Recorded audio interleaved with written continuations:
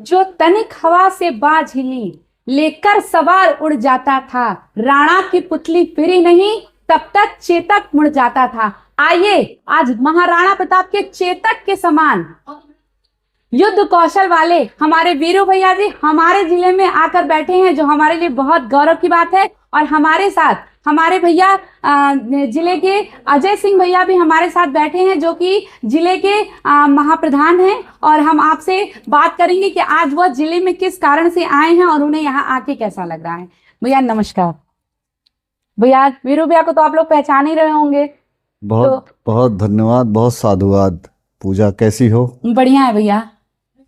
आज जैसे ही पता चला कि भैया आज हमारी तपोभूमि आजमगढ़ पे आ रहे हैं, तो हम लोगों ने कहा कि सबसे पहला आशीर्वाद हम भैया का प्राप्त करें। और भैया आज आपका हमारे इस शहर में कैसे आना हुआ हम जानना चाहेंगे। अरे मेरा भी शहर है ये। अच्छा आपका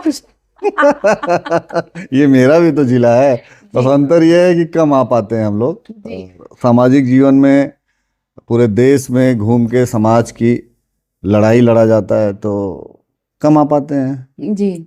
और अब तो आ रहे हैं, देख रहे हैं कि उत्तर प्रदेश सरकार ने और उत्तर प्रदेश के मुख्यमंत्री जी की जो कार्य योजनाएं हैं, थोड़ा सा रोड और अच्छा बन रही है तो कुछ चीज़ें तो ट्रैफिक की वजह से नहीं आते थे जी। अब रोड थोड़ी सी चेंज हो रही है तो ट्रैफिक कम मिली। अच्छा अब कोशिश करेंगे कि ज़्यादा आया जाए। मतलब आने में आपको सहूलियत मिली इस बार जिले में? सहूलियत देखिए, मैं बताऊं कि हम तो सब ITR पे ही लोग हैं जी। उत्तर प्रदेश सरकार को और भारत सरकार को GST और इनकम टैक्स पे करने वाले लोग तो लग्जरी जिंदगी की उम्मीद करेंगे ही। बिल्कुल बिल्कुल। हम उनमें से थोड़ी ना है कि राशन की लाइन फ्री में ले रहे हैं लगा के। तो अगर हम सरकार को टैक्स पेड कर रहे हैं तो हम सरकार से मूलभूत योजनाओं का लाभ भी लें, जिसमें रोड और स्वास्थ्य जी, ये दोनों बहुत मजबूत योजनाएं हैं जी। तब तो रोड बन रहा है, तो इसलिए आ जाना हुआ। और आज शांतनु जी महाराज की कथा चल रही है, जो मेरे गुरु हैं जी। और आप यहीं पे रुके हुए हैं तो हमें जानकारी हुई तो उनका आशीर्वाद लेने यहाँ आया गया और आपसे बात हुई तो फिर आपके साथ बैठे हैं। अजय भी आप भी साथ में बैठे हैं। और आपका आजमगढ़ से कैसा लगाव है? लगाव क्या, हम तो वहीं के हैं, हमारा जिला है, अध्यक्ष भी इसी जिले के रहने वाले, तो हमारे लिए गौरव की बात है कि कर्णी सेना के राष्ट्रीय अध्यक्ष भी आजमगढ़ जिले के। जी। हमको ही पता चला कि आप आ रहे हैं शांतनु जी से, हम भी अपने घर से आ गए, शांतनु जी से हम आशीर्वाद लेंगे, भाई साहब से मुलाकात करेंगे अपने राष्ट्रीय अध्यक्ष से, उनसे मिल के बहुत अच्छा लगा। और जैसा कि आप लोगों ने बताया कि शांतनु गुरुजी महाराज जिले में आ रहे हैं, तो आप दोनों लोग उनसे ये विनम्र एक विनती करिएगा कि हमारे जिले को भी कुछ ऐसा आशीर्वाद दे के जाएं कि हमारा जिला भी डेवलपमेंट की तरफ आगे बढ़े और बनारस और लखनऊ गोरखपुर जैसी सिटीज से कंपैरेटिवली आगे बढ़ता रहे हमेशा। तो ये आशीर्वाद आप लोग जरूर हमारे जिले के लिए। देखो, मैं पूजा एक बार बताऊं, पहले तो अजय भैया हमारे गार्जियन की तरीके से बड़े भाई के साथ साथ जी। समाज के अग्रिम पंक्ति में खड़े हमारे भाई हैं। बोलते हैं ना कि लड़ाई धन बल व्यवस्थाओं से लड़ी जाती है जी। तो भैया धन बल व्यवस्थाओं के साथ हम लोगों के साथ 24 घंटे चलने वाले भाई हैं जी। अगर विजुअल ये नहीं मिलते हैं तो इनविजुअल इनका आशीर्वाद पूरे देश में हमारे साथ रहता है जी। और मैं जो कह रही हो कि गुरु जी का आशीर्वाद मिले, तो मैं इस आजमगढ़ की जनता से निवेदन करूंगा कि सनातन के प्रति जागरूक होइए। 10 की 10 विधानसभा आप ऐसी पार्टी को दे देंगे जिता के जी। जो धर्म का नाश कर रही हो, सनातन को मिटा रही हो जी। जो टोपी वालों को बढ़ा रही हो जी। तो कोई कुछ नहीं कर सकता है।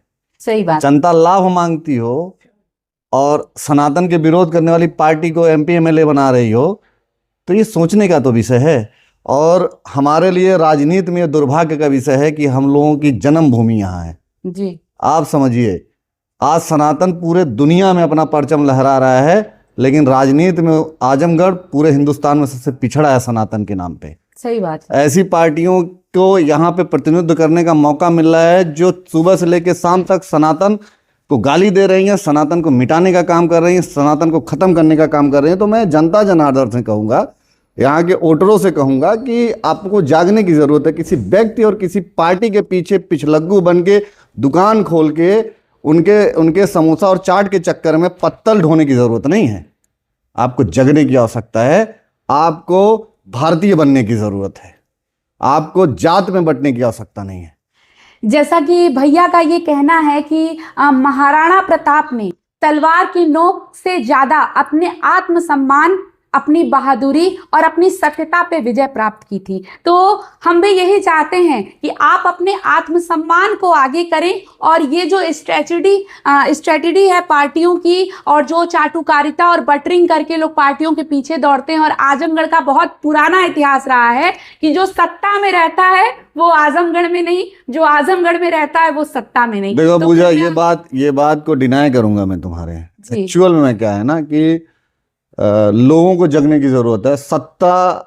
मुख्यमंत्री जी ने कई ऐसे मिथक इस प्रदेश में खत्म किए। कोई कहता था कि आगरा में रुकोगे तो मुख्यमंत्री की गद्दी चली जाएगी, गाजियाबाद में रुकोगे, नोएडा में रुकोगे।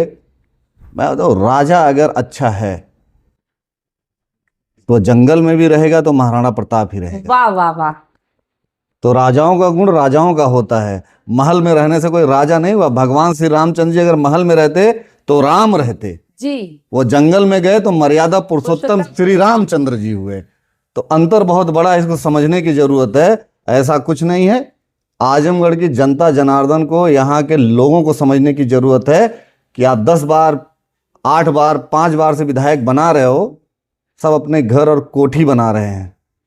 आज भी तुम मूलभूत सुविधाओं से वंचित हो और 2म दर्जे पे गिनती होती है राजनीति में। सनातन में बहुत पीछे मेरा जिला है। मैं ये कहूंगा कि राष्ट्र के लिए जगने वाले लोग रहे हैं। ये वो कर्म भूमि रही है, कुंवर सिंह जी की कर्म भूमि रही, जो बक्सर से लड़ते हुए आजमगढ़ में आके लड़ाई लड़े। तो ये तो बहादुरों का इतिहास रहा। पूर्वांचल की इतनी मजबूत मिट्टी है जहां से क्रांतिकारी पैदा हुए, लेकिन आज राजनीति में केवल चाटुकार पैदा यहाँ पे हो रहे हैं। तो अब मैं ऐसे लोगों से अनुरोध करूंगा, सनातन विरोधी पार्टियों के पिछवाड़ों पर लठ बजाने की जरूरत है। यह देश धर्म के नाम पे बढ़ चुका है। यह देश सनातन के लिए बनाया गया। हिंदुस्तान हिंदुओं का देश है। तो हिंदुओं को जागृत होके हिंदू के पक्ष में बात करने वाले लोगों के समर्थन में आने की जरूरत है। वो चाहे कोई भी पार्टी हो, कोई भी नेता हो, कोई भी सांसद विधायक हो। मैं किसी पार्टी के बारे में ना गलत बोलता हूं ना सही बोलता हूं, आपके ऊपर सोच है। लेकिन यहां से जीतने वाली जो पार्टियां हैं वो विशुद्ध रूप से सनातन विरोधी हैं।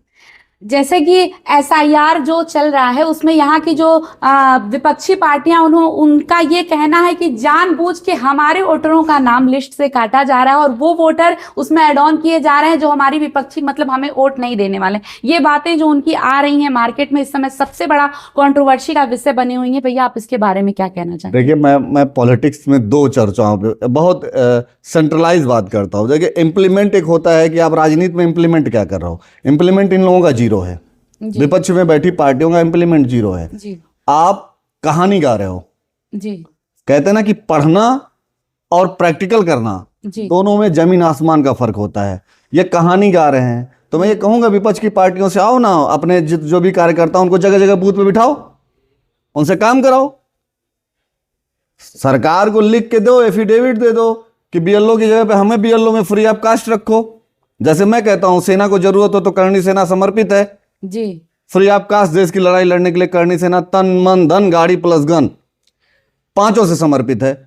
इनके कार्यकर्ता आके कहें। बस नेताजी की चाटुकारिता करने के लिए SIR, ये चुनाव आयोग एक स्वतंत्र संस्था है। आप उस पर सवाल कर रहे हो तो कहीं ना कहीं आप बहुत बड़ा कंट्रोल